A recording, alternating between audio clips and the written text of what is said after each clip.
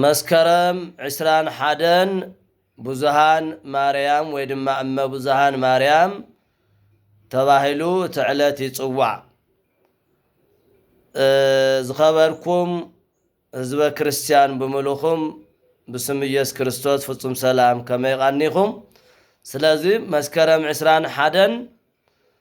ብዙሃን ማርያም እትባሃለሉ ምኽንያት እንታይ እዩ ዝብል ቃል ሕጽር አቢልና ንነጋገር ኢና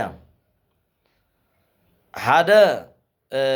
ቀዳማይ 318 ሊቃውንት ማለት እዩ አርዮስ ንምውጋዝ ልተሰብሰብሉ ስብሰባ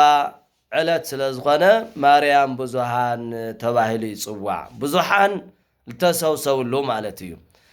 ትካላይ ደረጃ በዋናነት ኣብ ኢትዮጵያ ለኽበረሉ በዓል ኣብ ግሸን ማርያም ለኽበረሉ በዓል ግን ሓደ ዓብይ ታሪክን ሃይማኖታውን በዓል ኣለዎ እንታይ ይተልና አንብር መስቀልየ በዲበ መስቀል እቲ መስቀለይ ኣብ መስቀለኛ ቦታ አንብር አቐምጥ ዝብል ቃል ካብ ሰማይ ቃል ንዘርአ ያዕቆብ ልትብ ግዚኡ ነበሩ ንጉስ ተላኢኹ ተነጊሩ ነገር ግን መጀመሪያ ሃፀይ ዳዊት ናይ ኢትዮጵያ ንጉስ ከለው ላብ እስክንድርያ ሕጽር አቢልና ክነጋገር ከለና ዝናብ ምዝናም ኣብዩ ጥሜት ጽምእ ኮይኑ ኣሎሞ ኢሉ ልቶም ክርስቲያን ኣብ እስክንድርያ ዘለው ናይ ጎይታና መድኃኒትና ኢየሱስ ክርስቶስ መስቀል የማናይ መስቀሉ ናይ የማናይ እዱ መስቀል ለአኹልና ወይ ከዓይሉ ደብዳቤ ጽሕፍ ልይኽሎም ማለት እዩ ካብኡ ንሳቶም ቀጣ ትደብዳቤ አንቢቦም ናይ ጎይታና መድኃኒትና ኢየሱስ ክርስቶስ ናይ የማናይ እዱ መስቀል ናይ ቅድስት ድንግል ማርያም ስእሊ ገይሮም ሰላም ለልስልች እንተ ሰአላ በእዱ ሉቃስ ጠቢብ እምወንጀላውያን አሃዱ ስል ሉቃስ ዘአላ ስእሊ አትሒዞም ናብ ኢትዮጵያ ናይ ጎይታና መድኃኒትና ኢየሱስ ክርስቶስ ናይ የማናይ እዱ መስቀል ለአኹ ይብል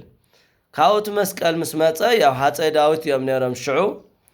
ነገር ግን ወዶም ዘርአ ያዕቆብ ምስ ነገሱ ኣብዚ ዕለት እሱ ኣብ ዘመን እሱ ሃፀይ ዳዊት ስለ ዝዓረፉ ሃፀይ ዘርአ ያዕቆብ ግን ኣበይ ከቐምጠለን ክብል ከለው ካብ ሰማይ ቃል መጽዩ አንብር መስቀልየ በዲበ መስቀል መስቀለይ ብመስቀለኛ ቦታ አቐምጥ ኢልዎም ድሕር ቀጣ ተዘሩ ግሸን ማርያም መስቀለኛ ቦታ ኮይና ተረኺባ 21 መስከረም ናይ ጎይታና መድኃኒትና ኢየሱስ ክርስቶስ ናይ የማናይ እዱ መስቀልን ናይ ቅድስት ድንግል ማርያም ስእሊ ሉቃስ ለሰአላ ስእልን ልተቐመጡሉ ዕለት እዩ ስለዚህ በዚ ምኽንያት ግሸን ማርያም 21 መስከረም ናይ መስቀል በዓል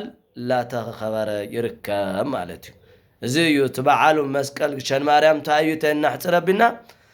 ካብ እስክንድርያ ናይ ጎይታና መድኃኒትና ኢየሱስ ክርስቶስ ናይ የማናይ እዱ መስቀልን ናይ ቅድስት ድንግል ማርያም ስእልን